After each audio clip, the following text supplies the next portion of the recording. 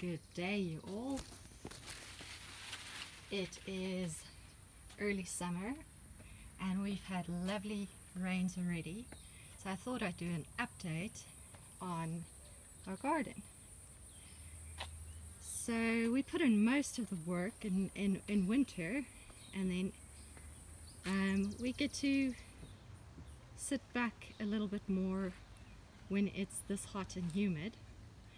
You'll see everything is quite lush at a glance. If you look a bit closer, you'll see here's a golden zucchini plant, one of them that's already making tiny yellow fruit. These are one of my prized plants because the zucchini can get 2-3 kilos big and they still retain their texture. They don't get watery, so they're great for pickling, for roasting, and then pickling in an olive oil sauce. So I've got a few of those scattered around. The guava tree is still looking quite happy, and then lots of comfrey spread around to harvest and put in my compost. The mint is also taking over, but there's enough space for everything.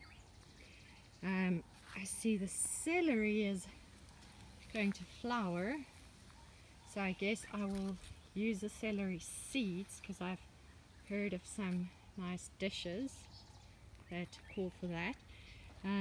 Over here is a little berry bush. This is a blackcurrant. First year I'm trying that.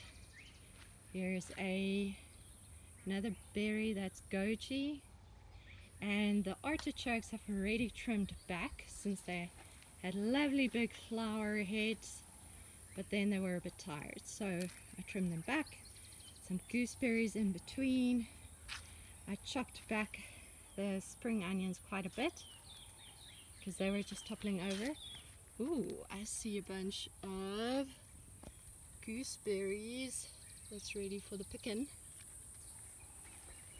Okay, and our pecan tree is just looking marvelous.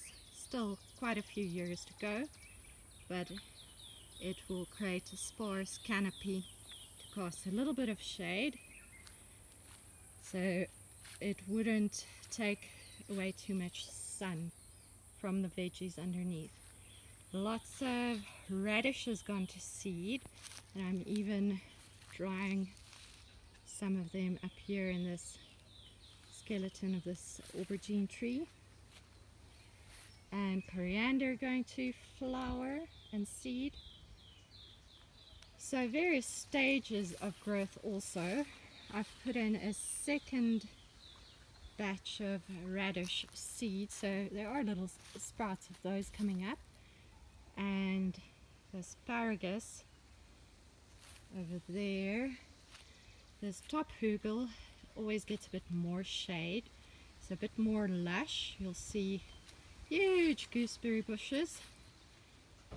They came up from seed that I just squeeze a berry out into the soil.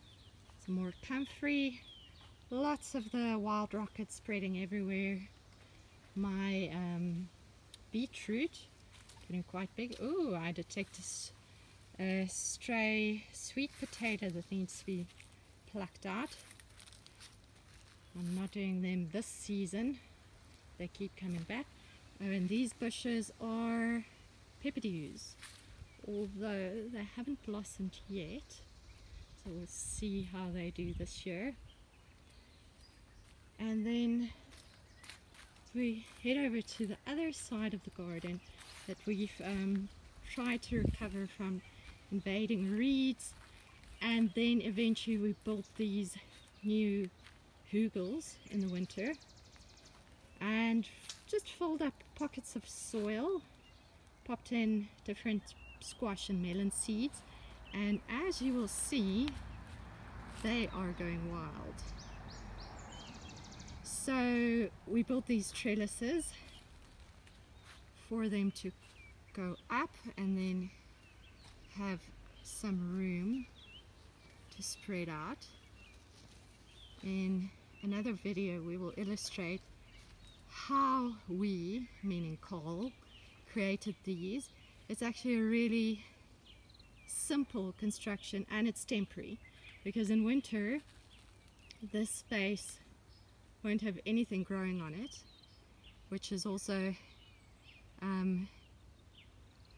part of the plan with squash, because we want the soil to bake and dry out, so any potential fungus, mold, dies over winter and doesn't become an issue next season. That's also the reason why we designed this trellis system instead of just letting the pumpkins crawl on the ground, which they happily do, but then because the ground is there's more moisture and less ventilation, they are more prone to get powdery mildew. So you'll see how happy these are. Some are creeping along these tripods. Others, we've been experimenting with these yo-yos, some yo-yo system that you hook a plant, any plant, tomatoes, pumpkins. We're seeing how it works because there's not room for tripods everywhere. And you'll see all the flowers, lots of male flowers I'm seeing right now. The male flowers have this long stem. A female flower already has a little beginnings of a fruit. Gosh, there's one I can show you. So, okay, this one has some kind of fruit. It's probably a melon. And so you'll see that's quite different from the male flower next to it, which only has a little stalk. And the male flowers open before the female flowers. So you'll see loads of them, and you might be puzzled by why you don't get any fruit setting, but it does take a little while longer for the female blossoms to open, and then they can get pollinated by the male flowers. So there's something setting there. So yeah, just a variety of pumpkins. I have a Turk's turban squash in here, various melons, even a baby watermelon. But then on the other side where these trellises end, I'm going to try doing tomatoes this year. I haven't had much success with bigger varieties, only with cherry tomatoes. So this time I'm following the recipe of all the recipes of all the South African gurus. Jane Griffiths, the goddess of permaculture food gardening. So actually this morning I transplanted these seedlings, and there's actually, would you believe it, some frozen sardines at the bottom of these seedlings, not frozen for much longer, and a cocktail of different organic fertilizers, and even willow leaves. Willow leaves contain some acid which triggers an immune response in the little plants that obviously strengthens them to prevent them from getting rusts and other disease that tomatoes are very prone to. Another thing I did with these in order to get the best chance of success is the variety. It's Santorini tomato from Living Seeds, and it's beautiful. It's those granulated shapes, and they usually taste delicious, the bigger ones do. But these are a smaller version of that, and turns out because they're from Santorini, they are quite happy with warmer and drier conditions, which is what we have for periods in summer. So I'm hoping I'll have some success with those. Then if I jump over these pots, another experiment we have here in the back between us and our good neighbors and friends, the Crawfords. We put up a trellis here for a variety of berries and loofahs. And there's this lovely crystal apple cucumber. I got a seedling from one of our seed swaps, and you'll just see it's going apeshit, which I love because I love cucumbers, fresh and tzatziki pickled. And this is one plant. It's got one tendril going over there, but it's doing something really strange down here, just making like a hub of blossoms of fruit. So I'll make sure to start picking the bigger ones soon so it can keep producing. Then next to it I have some blackberries from another friend in the permaculture group.